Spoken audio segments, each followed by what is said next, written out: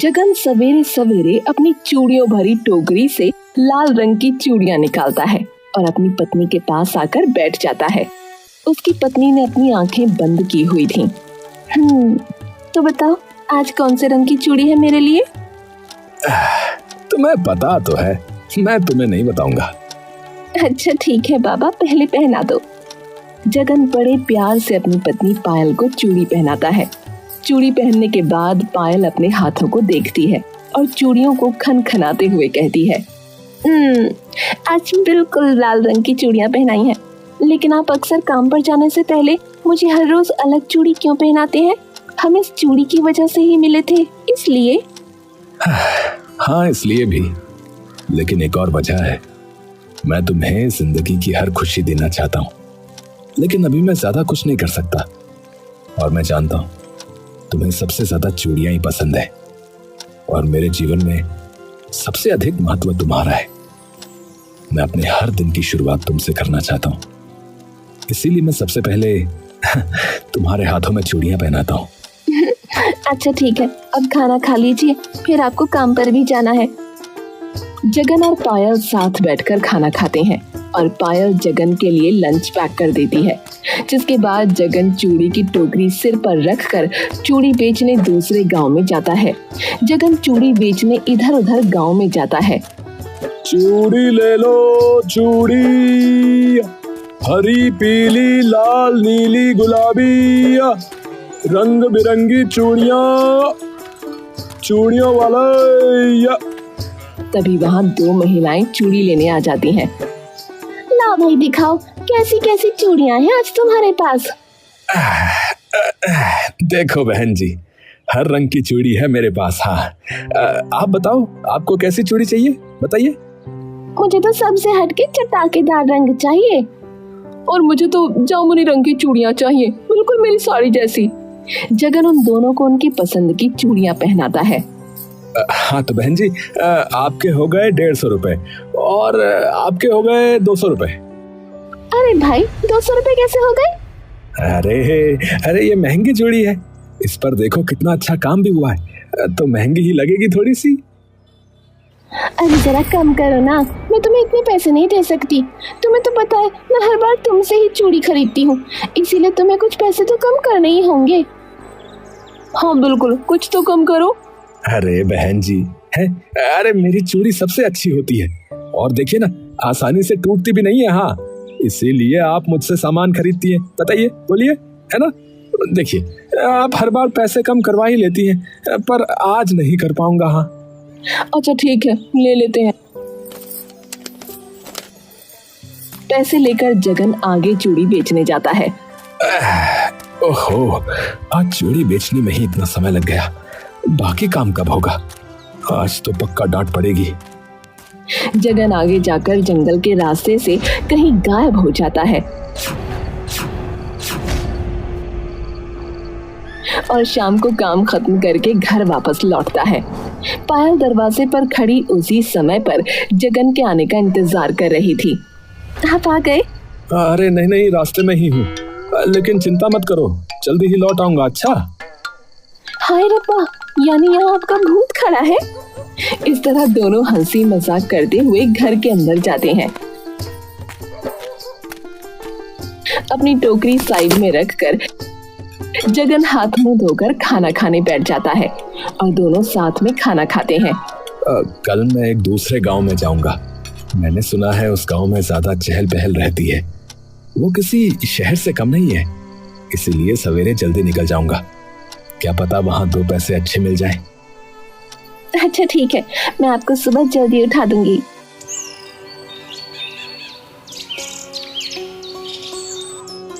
अगले दिन सुबह जल्दी उठकर जगन फिर से अपनी चूड़ी की टोकरी लेकर दूर के गांव में बाजार में चूड़ी बेचने जाता है। चूड़ी ले लो चूड़ी वाला आया, हरी पीली लाल नीली गुलाबी, रंग बिरंगी चूड़ियां। अरे भैया, चूड़ियों की खनक से पूरा घर झूम उठता है। हाँ अरे दीदी दिखाओ चूड़ी। ऐसा कहते हुए जगन काफी दूर चला जाता है और जंगल के रास्ते से होते हुए एक जगह पहुंचता है। वो एक पेड़ के नीचे अपनी टोकरी रख देता है और अपने गमछे से उसे ढक देता है। फिर चारों तरफ नजर घुमाकर देखता है कि कहीं उसे कोई देख तो नहीं रहा। चलो अच्छा है, रास्ता साफ है। सबकी नजरों से बचकर वो एक बड़ी सी हवेली के अंदर जाता है, जहाँ एक आदमी पहले से उसका इंतजार कर रहा था। अरे भाई, तुमने इतनी देर क्यों लगा दी थी? अरे कुछ नहीं, बस घर वालों से झूठ बोलकर भी तो आना पड़ता है, इसीलिए देर हो गई। अच्छा चलो ठीक है, जल्दी चलो वरना मालिक गुस्सा हो जाएंगे। इस तरह सूरज ढल जाता है और शाम हो जाती है। पायल दरवाजे पर खड़ी होकर जगन के आने का इंतजार कर रही थी, लेकिन काफी देर हो जाती है। जगन घर वापस नहीं आता। पायल को बड़ी चिंता सता रही थी। तब वो अपने पड़ोसी के पास जाती है। क्या बात है पायल, तुम इतनी परेशान क्यों हो? आज वो दूसरे गांव में चूड़ी बेचने गए थे, लेकिन रात होने को आई है, अब तक घर नहीं लौटे। क्या कहा? पर आप चिंता मत करिए, जगन भाई जल्दी ही घर वापस आ जाएंगे। हाँ, वो हर रोज इस समय तक घर वापस आ जाते हैं। अरे लेकिन पता है क्या, मैं बता रहा हूँ, आज वो दूसरे गांव गया है ना, इसीलिए शायद देर हो रही है उसको। आप चिंता मत कीजिए, सब ठीक हो जाएगा। हाँ। ये सुनकर पायल घर वापस आ जाती है, लेकिन आज उसका दिल बड़ा बेचैन हो रहा था। उसे बड़ी घबराहट हो रही थी।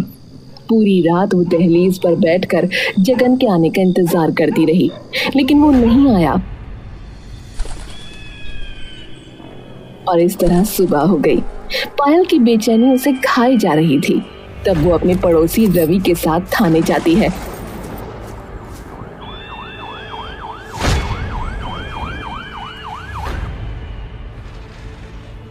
अरे इंस्पेक्टर साहब नमस्ते।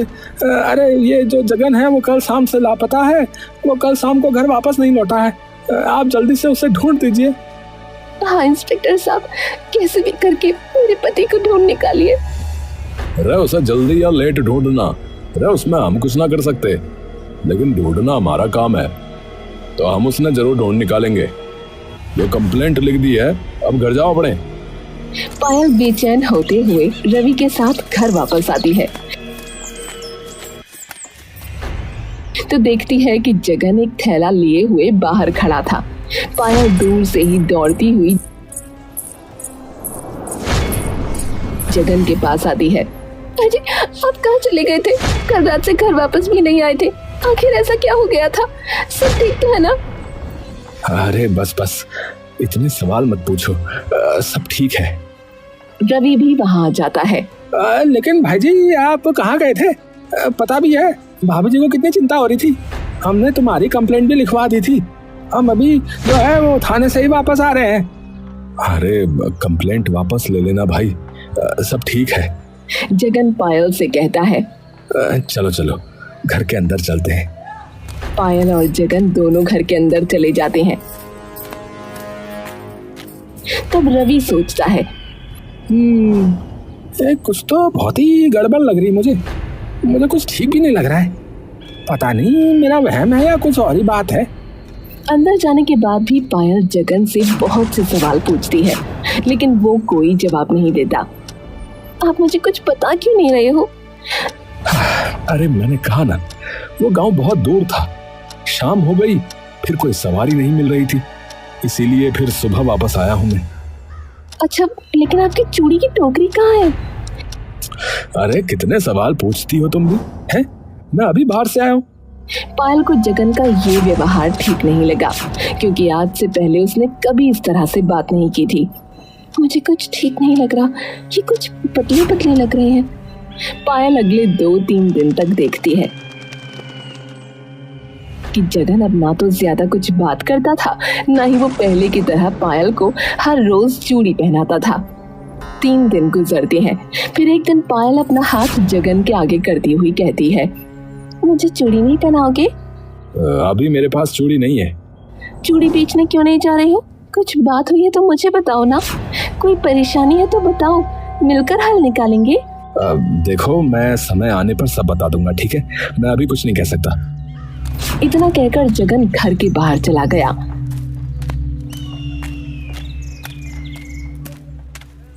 आस पड़ोस में उसके दोस्त उसे देखकर पूछते हैं, अरे जगन भाई, अरे अरे तुमने सुनार से बात कर ली है क्या?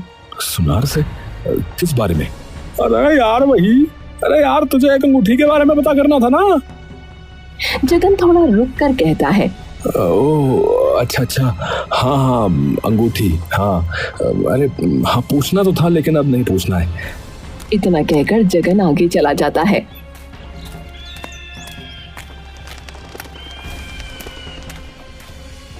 यार पता नहीं आजकल कौन से ख्यालों में खोया रहता है ये। यार भाई सच कहूँ ना तो कभी कभी मुझे लगता ही नहीं है कि ये जगह नहीं है, उसके भेस में मुझे कुछ और ही लग रहा है ये।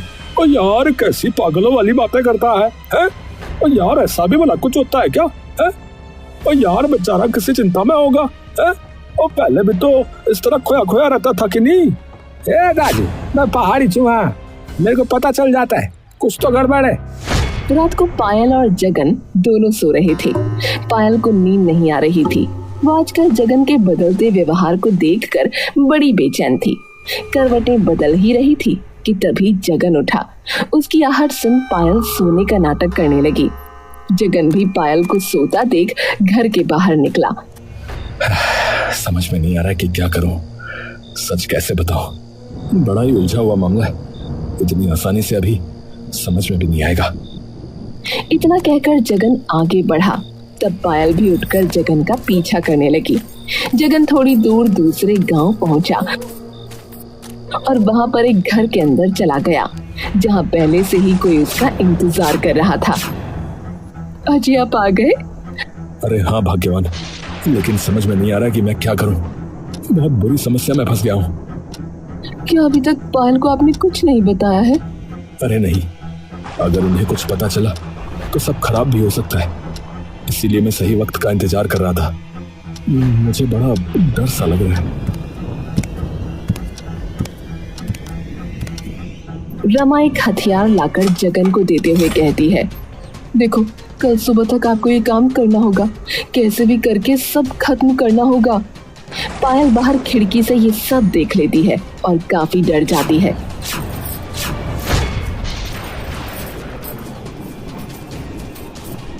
और जल्दी से घर का दरवाजा बंद कर लेती है।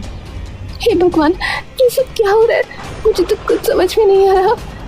पायल बहुत ज्यादा घबरा गई थी।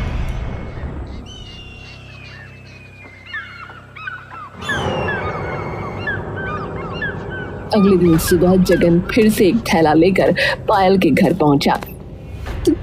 तुम कुछ नहीं कर सकते? है? ये तुम क्या कह रही हो?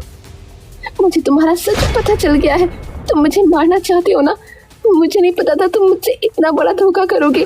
तुम्हारी दूसरी पत्नी है, मुझे सब पता चल गया है। अरे नहीं, ऐसा नहीं है, मेरी बात सुनने की कोशिश करो। इससे पहले जगन आगे कुछ बोलता तभी वहाँ इंस्पेक्टर आ जाते हैं, क्योंकि पायल ने पहले ही उन्हें सब बता दिया था और वो जगन के आने का इंतजार कर रहे थे। तब उसे गिरफ्तार कर लेते हैं। अरे इंस्पेक्टर साहब, आप मुझे गिरफ्तार क्यों कर रहे हैं? अरे तन्ने सब बेरा लग जाएगा, चिंता ना करे तू, चल थाने, तन्ने सब बताऊं मैं, चल। अरे देखिए आप सब गलत समझ रहे हैं, ऐसा कुछ भी नहीं है।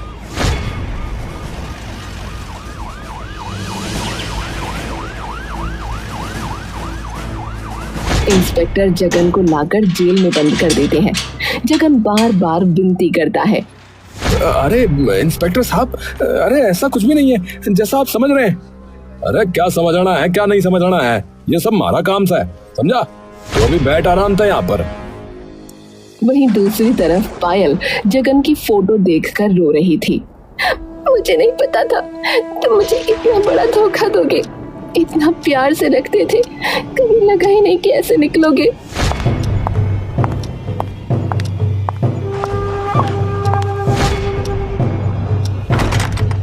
जिसे देख पायल डर जाती है। तुम कौन हो? बिना पूछे मेरे घर के अंदर कैसे आ गई और दरवाजा क्यों बंद कर दिया? मुझे मारने आई हो? देखो अच्छा नहीं होगा।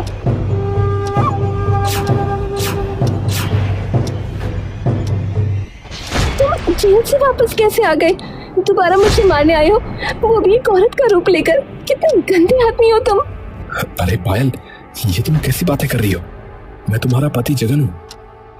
हाँ, और धोखेबाज भी, जिसकी दूसरी पत्नी है और मुझे मारने की साजिश कर रहे थे जिसके साथ।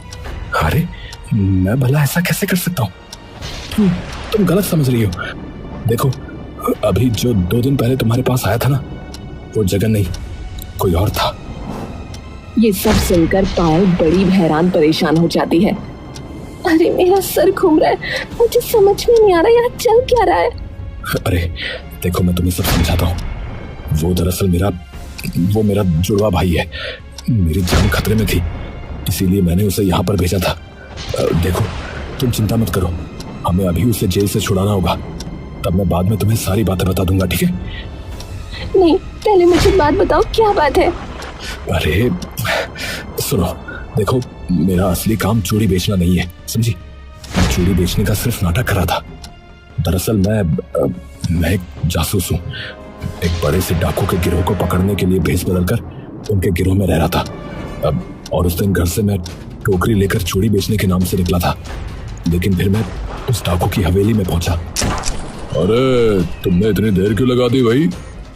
कुछ नहीं, बस घर वालों से झूठ बोलकर भी तो आना पड़ता है ना, इसीलिए देर हो गई। अच्छा ठीक है, तू अंदर जा, मुझे एक काम है, मैं आता हूँ, ठीक है? जगन हवेली के अंदर जाता है, जहाँ पहले से ही डाकू और उसके आदमी कुछ बात कर रहे थे। क्या कहा? वो जगन धोखेबाज है, वो बस हमें पकड़ने की फिराक में यहाँ आया है। हाँ मालिक, वो पुलिस से मिला हुआ है मालिक, हम उसे छोड़ेंगे नहीं, आने दो आज उसे। जगन पहले ही ये सारी बातें सुन लेता है और वापस दरवाजे से भाग जाता है। तभी वो पहला आदमी अंदर आता है। अरे आज जगन अभी तक क्यों नहीं आया भाई? आए? अरे क्या कह रहे हो भाई? अरे अभी थोड़ी देर पहले मुझे दरवाजे पे मिला था, मैंने उसे अंदर भेजा था। क्या कह रहे? तो लगता है फिर उसने सब सुन लिया है। चलो जल्दी उसे पकड़ते हैं, चलो। डाकू अपने दोनों आदमी के साथ गाड़ी में बैठकर जगन का पीछा करता है, लेकिन वहीं दूसरी तरफ जगन अपने जुड़वा भाई के घर पहुंच गया था। क्या बात है भाई, इस तरह भागकर क्यों आए हो? अरे कुछ नहीं, डाकू मेरे पीछे पड़े। सुन, वो मुझे छोड़ेंगे नहीं, लेकिन मेरे पास उनके खिलाफ सारे सबूत हैं। सुन, तू ये सबूत लेकर पुलिस के पास चले जा और उन्हें पकड़वा दे, जा। अरे लेकिन तुम भी मेरे साथ चलो, वरना तुम्हारी जान को खतरा होगा। अरे नहीं, अगर अभी हम साथ में जाएंगे तो दोनों ही मारे जाएंगे। तुम सारे सबूत लेकर पहले मेरे घर पहुंचो। पायल भी परेशान हो रही होगी, 1 या 2 दिन मेरा इंतजार करना। अगर मैं ना हूं तो पायल और पुलिस को सब बता देना, ठीक है? लेकिन भाभी तो मुझे पहचान लेंगी। अरे यार, सिर्फ एक तिल का ही तो फर्क है हमारे अंदर। अपने गाल पर नकली तिल लगा ले, फिर नहीं पहचान पाएगी वो। अच्छा, अब मैं चलता हूँ, मुझे इस जगह के बारे में पता नहीं चलना चाहिए। मैं अपने साथियों से बात करके यहाँ से निकलने की कोशिश करता हूँ, ठीक है? चल जा। इतना कहकर जगन वहाँ से चला जाता है। तब पवन की पत्नी रमा, अजीब, आप अपना और पायल का ध्यान रखना। हाँ ठीक है, तुम भी ध्यान रखना, मैं जल्दी लौट आऊंगा।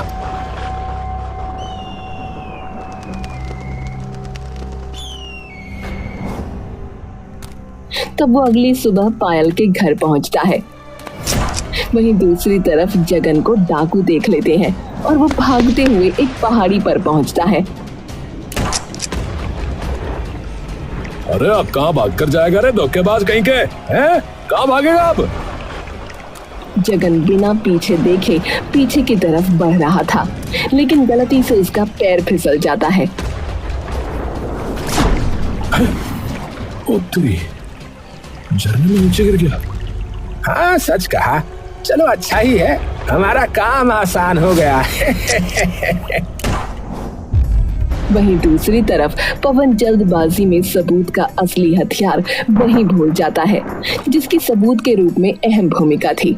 जब बाद में पवन उस रात को वापस अपने घर वो चाकू लेने गया था, तब पायल ने उसका पीछा किया था और उसे लगा कि वो उसे मारना चाहता है, लेकिन बाकी बात नहीं सुनी थी। ये हथियार लेके जाओ, ये असली सबूत है, और सवेरे होते ही पायल और पुलिस को सब सच बता देना। ठीक है भाग्यवान, मैं चलता हूँ, अपना ध्यान रखना। मुझे तो जगन की चिंता सता रही है। 3 दिन हो गए हैं, अब तक घर नहीं लौटा है। कहीं उसे कुछ हो तो नहीं गया होगा। लेकिन भला हो गांव के कुछ भले व्यक्तियों का, जिन्होंने मेरी जान बचा ली थी। अच्छा, तो अब समझ आया, ये सब बात थी। ये सब तो बहुत खतरनाक था। मुझे कभी पहले सच क्यों नहीं बताया? अरे क्योंकि मैं नहीं चाहता था कि तुम्हें कोई नुकसान पहुंचे, इसलिए मैं अक्सर अपने परिवार से भी दूर रहता था और तुम्हें कभी उनसे मिलवाया नहीं। लेकिन अब सब ठीक हो जाएगा। चलो जल्दी पुलिस स्टेशन चलते हैं। दोनों घर से बाहर निकलकर जेल की तरफ जा रहे थे, लेकिन तभी रास्ते में डाकू अपने दोनों आदमियों के साथ आकर उनका रास्ता रोक लेता है। तुझे क्या लगा रे, तू इतनी आसानी से हमसे बच जाएगा क्या? अब तो गया। तभी पुलिस आकर उसे और उसके आदमियों को पकड़ लेती है। अरे तारे गिरोह की तो हमने बहुत टाइम से तलाश थी रे भाई। चल ही बात आया है शिकार। अरे चलो रे, लेके ने पूजा करेंगे थाने में। उन्हें वहां से ले जाया जाता है और तब पवन अपने गाल से नकली तिल को हटाता है। प्रणाम भाभी जी, मैं हूँ आपके पति जगन का भाई। हाँ, अब तो मुझे सब पता चल गया है। पहले क्यों नहीं सब सच बताया? फिर मैं भला पुलिस को क्यों बुलाती? अरे मुझे लगा कहीं आप सब सुनकर घबरा न जाओ, और किसी ने मुझे 2-3 दिन इंतजार करने को भी तो कहा था। पर चलो शुक्र है, सब ठीक हो गया अब। हाँ, चूड़ी के भेष में जासूस वाला निकला जी। जासूस से अच्छा तो चूड़ी ही बेच लिया करो, कम से कम फिर इतनी फिल्मी तो नहीं बनेगी। इस बात पर पवन और जगन हंस देते हैं। हाँ देखते हैं आगे तो कुछ भी हो सकता है।